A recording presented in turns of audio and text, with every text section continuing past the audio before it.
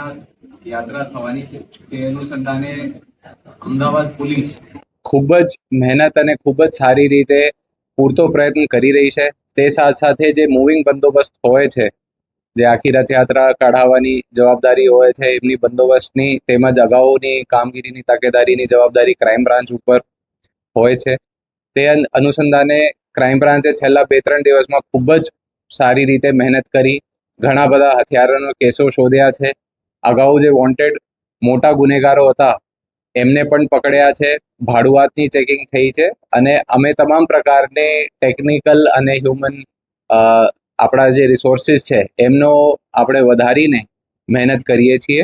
તે સાથે આપ સૌનો જણાવવા મને ખૂબ જ સારું લાગે છે કે આપણે જે કોઈ પણ પ્રકારની ભગદડ ના થાય કે સ્ટેમ્પીડ ના થાય તે માટે આપણે એક સ્પેશિયલ આર્ટિફિશિયલ ઇન્ટેલિજન્સ યુઝ કરીને એન્ટી સ્ટેમ્પીડ, એન્ટી ક્રાઉડ્સ એમાં જે ઘણા યુવા લોકોનો જે સ્ટાર્ટઅપ્સ છે અને એ લોકો આ દિશામાં કામ કરી રહ્યા છે તેમનો સાથે જોડાઈને અમે એ લોકો કર્યું છે.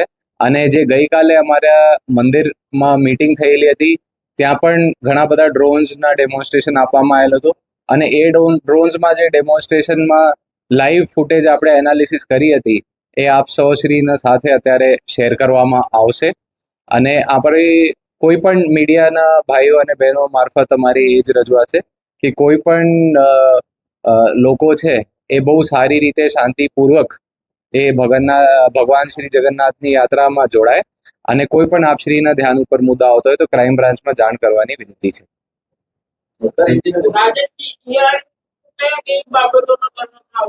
આપણે જે ડ્રોનની ફૂટેજ હોય છે એમાં 2 પ્રકારના આપણે